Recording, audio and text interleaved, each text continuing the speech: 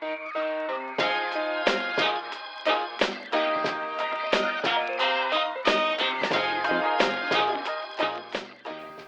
has one of the craziest vintage Nike and Air Jordan 1985 collection.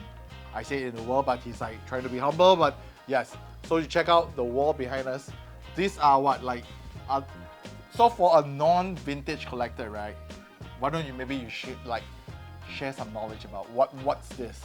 Okay, so I think my proudest achievement was to collect and complete the poster of the Be True to Your School poster. Yep. So how I think I'm one of the only ones in the world, a handful who has everything, like the complete seven or eight colleges, in highs and lows. So how many pairs? Why don't we tell, like, how many pairs are they in total? There are 8 pairs. So eight colleges, 7 are dunks, and the last one is a Terminator, which is a Georgetown Hoyas. There are not many people in the world who has like everything, especially highs and lows. Yeah. So, which one are the harder ones to obtain? Like maybe just share with them, like the dunk high or the dunk lows? The dunk lows are the hardest to collect. They are really, really rare. So they are almost like impossible. So to put things into perspective, right? I bought a pair of Villanova dunk lows in 2019. So either you get lucky in stores, a collector contacts you, or you find it in an auction online. I bought it in Japan in a store, and ever since then I've never seen another pair. And I had a network of friends who would go and they would see something, they would send it to me. So you just got to put the news out that, hey, I'm looking for this dunk low, and there will be like a network of people who help you hunt for it. And we do the same for the other people as well. And that's how I found you your pair of Chicago's, right? Yep. Yeah. And how long did it take you to complete? Okay, why don't we start from the beginning, right? What was the first pair that you said is not the Villanova? You probably had something earlier than that, right? So do you remember the first pair of 1985 dunk that you got? I actually started collecting, set out on a mission to collect the dunks during COVID. Okay. When we had more time, right? So I think it was Nike Chronicle Deluxe. We both bought the book. Yes. We went through the book. Yes, poison. I got like so inspired by the book. Yep. And then I decided, hey, why not? Let's start this mission. And I think the first pair of shoes that I got was a pair of Kentucky Dunk High. Prices were really good before the last dance. Yep. So if you look at this collection, I actually completed everything you see on this wall during the COVID period. Crazy. It's really crazy. So my dream is for these to be displayed in a museum somewhere, so that people can like take their time and get educated about it, find out the history about it, and enjoy it, most importantly. Yeah, these are museum pieces because in order for someone to complete, it doesn't sound like, oh, I'm going to complete this over 2 years. Like Mark was saying, even if you have the money, you probably need certain network, to connect to, right? Yeah. And then the right time, the right price is also the right condition. Don't forget, right? Yeah. To get everything right and get the pair is probably never easy. So the reason why I could collect everything in such a short time is because I am not picky about size, and for condition, beggars can't be choosers. Yep. You have to buy. The way we collect is you buy a pair, and if it's too trashed, you kind of buy it as a placeholder first. Yep. And then when you get an opportunity to get a nicer pair, you do an upgrade. Trade up. Trade up. Yeah. And what was the last pair that you got to complete? That gauntlet, the Infinity Stone. So, good question that you asked. It was the Syracuse Low, and I found a kid size. Is this kid size? A kid size, and I thought, okay, I completed it. But then a little after, I found a adult size one. So, like you said, trade up. But the kid size is actually even more rare, right? Yes, it's like way rarer to find a kid size. So I'm keeping this pair. Yeah. But what really intrigued you into collecting like something like a 1985 Dunk? Like, is there something that you like, oh my god, like this is different from the rest of sneakers that you collect? It's very common to collect Air Jordans. A lot of people have completed their Air Jordan. Well, a handful of people. Even that is very rare. Yes. Like the metallics are so hard to get. Yep. So it started from the Air Jordans. I sort of have a mental list, and I completed like what you see here in this cabinet. We're gonna go to that. Yeah. We're gonna go to that later, but like this feels complete to me. It's like, oh, okay, it's not possible to find anything more than this. Yep. So I started to do. I have appreciation for other Nike 80s basketball models as well. So I started a few projects. I completed the Dunk project. I sort of like am satisfied with my Air Jordan 1 project. Yeah. And then we have like team conventions, big Nikes, Terminators. Crazy. Yeah. Yeah, so Nike basketball in the 80s are one of the best looking shoes in my opinion. Yes. And it's about seeing them as a group that has that impact, you know. So I categorize these as like shoes that I look at, you know, that makes me, I enjoy looking at them. So I don't Inspired. I don't need to necessarily wear it. Yeah. So, Yeah. yeah. I remember walking into Mark's studio like slightly before COVID, maybe. I think looking at Be True to Your School, and coming from someone who loved basketball Yes. into college, you know, like you know, I studied in US, so the whole Be True to Your School has this kind of charm, you know, right? Yeah. That charm that, you know, words I think cannot describe, but you kind of like get drawn to it, and because of the things that we like Americana culture, Yes, right? College exactly. colorway, you know, like the appreciation for vintage, that really draw us into this whole Be True to Your School Exactly. and Dunk kind of thing. And of course, when you love the culture, you know, you're drawn beyond the aesthetic of it. Yes. You know, you kind of like, wow.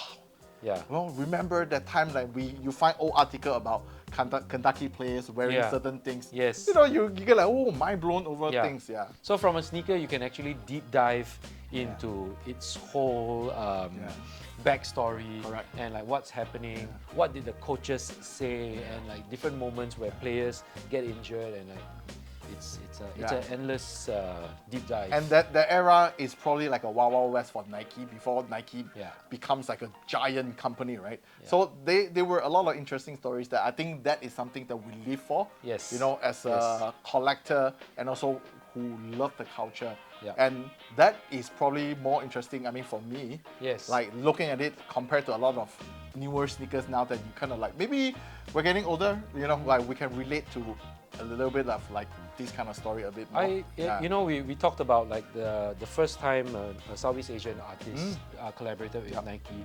I was very drawn to first time experiences. So for these are actually the first time they ever launched, and there was nothing before that. Yeah. So crazy. Yeah. The genesis of, you know, Nike basketball and the Dunks, the Dunk SBs, all that sneaker culture now that is popular came from here. Yes. So it's almost like a shrine. Correct. Yeah. And now we go deep into the shrine, okay? Where a lot of people, of course, even the kids these days, they love the Air Jordan 1s. Yeah. And you collect nothing but Air Jordan 1 1985. So again, I mean, we know about the Dunks, like, are there same sentiment for 1985 Air Jordan 1 versus the Dunks? Like, So between the Dunk and the Air Jordan 1, I have, for the last 15 years or so, I've always had 1985 Jordan 1s lying around the office. There was once where this whole sprinkler bar was filled with Air Jordan 1s just hanging around. I kind of like to see them when I enter the office. I say, I like to have them hanging around, what's up? you know, what's up? So I was like not intensively collecting for the last 15 years, but I always had them lying around. And it was only during COVID that I went hardcore, you know. was it because of Last Dance, or you think you already have that in you that you... No, it wasn't because of Last Dance. The Last Dance only made everything expensive, but that's okay because when it's expensive, a lot of like collectors, they pull out their collection to sell because they could fetch a better price, which gives us the opportunity to purchase and own a piece of history as well. But I don't know, man. It's because of Michael Jordan that Yeah. got me into everything. It's true. That's true. It's not because of sneakers. It's because true. of Yeah. this one man. Yeah. This one man and his moves and how different he was, his mindset, Yeah. you know, everything. And that's how I started collecting vintage sneakers. I think it's also like a good combination of Michael Jordan Yeah.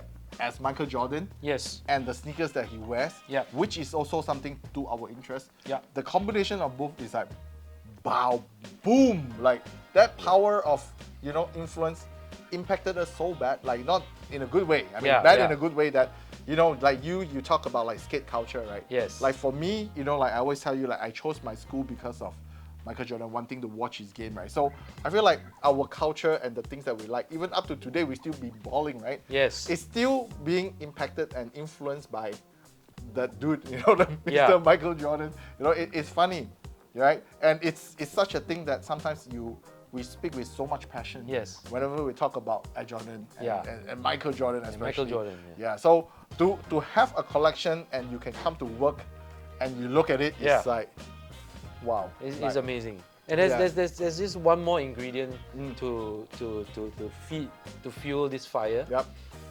It is the Japanese appreciation for Yes. Americana. Yes. They present it in such a Yes. beautiful way where, you know, they photo, it's something like the way they photograph it, where they put them together and the soft lighting, and it's just Yeah.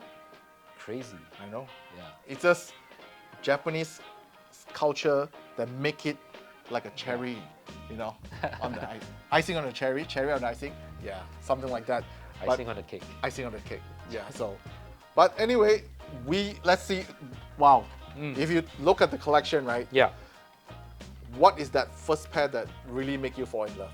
Is there one, or you're gonna talk about it collectively? It's definitely between the Bretts and the Chicagos. That was the first time I saw an Air Jordan 1, and it was a kid who was skating in my neighborhood was wearing it. I remember him being deaf, so he couldn't hear. We were just communicating in such a way, and I was always looking at shoes.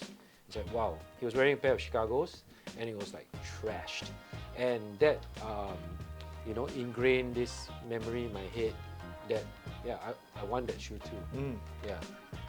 And like Chicago is probably, to me, Chicago is Yeah. probably the most easily worn Yeah. Air Jordan 1. Like the color, there's something about Chicago, like I'm Yeah. wearing at Chicago today, Yeah, right? Chicago. It's like the most, whenever I think of which Air Jordan 1 to wear, Yeah. Chicago is always the first. Chicago is always the one. It just I don't know. Like, there's something about Chicago that to wear a 1985 Chicago to me brings you a lot of street cred. Like, you know your Yeah. shit. Yeah. There's nothing before that. Yeah. You know, this is the first pair, Yeah. and there's, you know.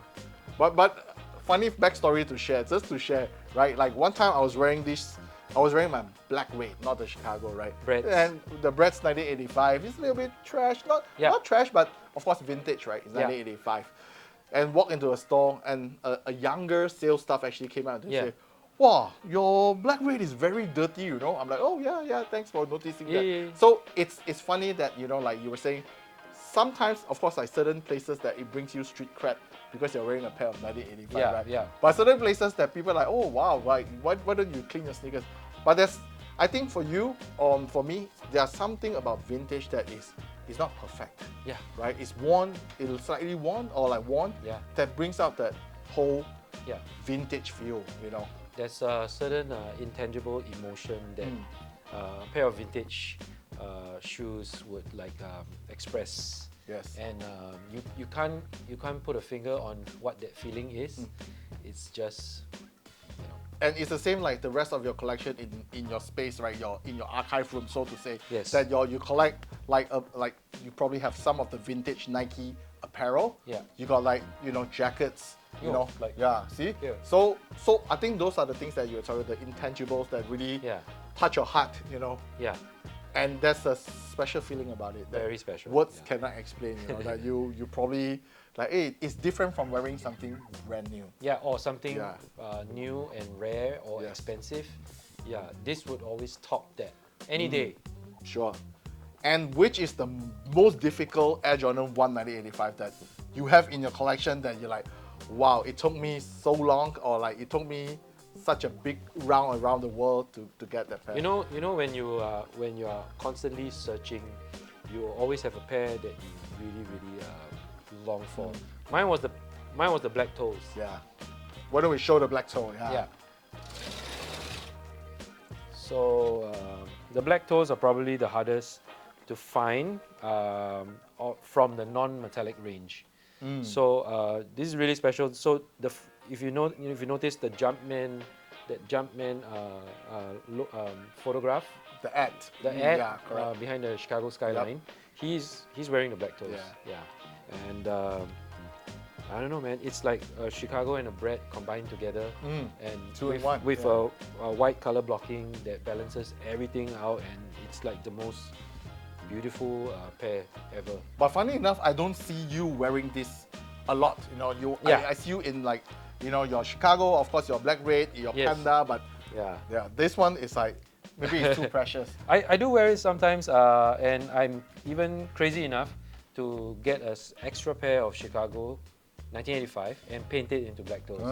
Yeah, it's like the oldest hack to gain a black toe if you don't have a black maybe toe. we talk a little bit about that, right? Like Yeah. back in the days, not recently, probably earlier, you know, back in the days, people would actually paint, like get a pair of Chicago. I actually have a pair right there. Yeah, Chicago actually, you want to pull that out Yeah, and show put the, like you would actually get a pair of Chicago and paint it to black toe because that's how hard a pair of black toe There's is, just right? no way for me to afford or find a pair of black toes back in the day. Yeah. So I would have like a spare pair of Chicagos where I would just paint the toe and the lace panel in this part black, and then you get a black toe. Yeah. So it's crazy to see like the 1985 lying around Mark's studio, you know. Every corner he has a pair, you know, here and there. Hanging around. Yes. And you keep the best, meaning the best condition pairs in this display case, right? Yeah. And you have like spare pairs that you put around that you wear sometimes, you know. Oh, like to behind trash, you? Those are my personal pairs for wearing. So, personal pair, Chicago. Yeah, personal pair of Chicago's to wear. So, yeah, they're just lying around the office, and we do special projects with them sometimes. We even customize them. So, this is a pair of like in 1985.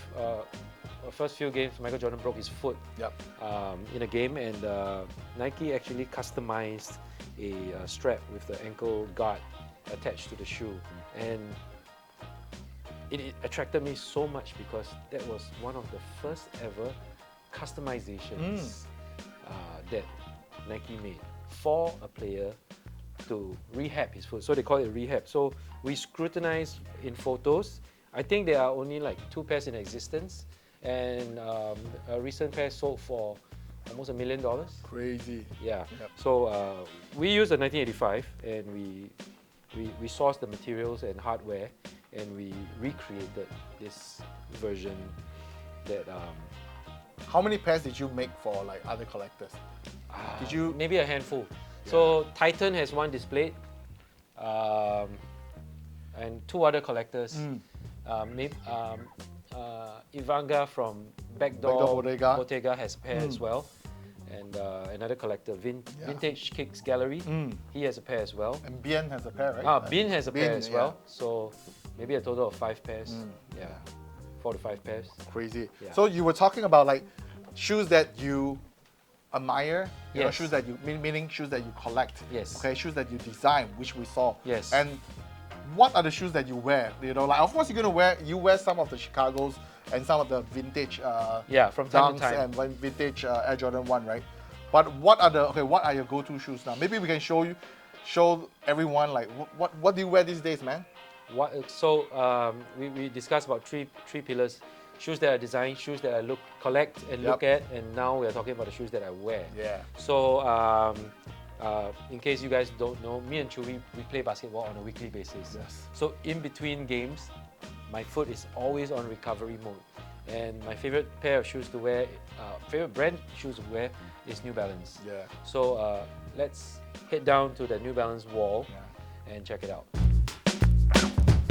Wow, I didn't know you got so many pairs of New Balance, right? So the wall behind me a shared collection between me and my brother because we have the same size, and we would often like talk about, yo, you want to get this? You want to get this? You get or I get? You get or I get? But either way, we would always like come to the office wearing the pair that we wore yesterday, and would swap out a new pair. So we would get to wear 2 pairs in a day. Efficient. Yeah, efficient. So, yeah. So which is the pair that you wear the most often, especially when you talk about after basketball? And why do you think now like New Balance actually really resonate with our style? Like not only your style, like I wear New Balance too, right? Why do you think that's happening?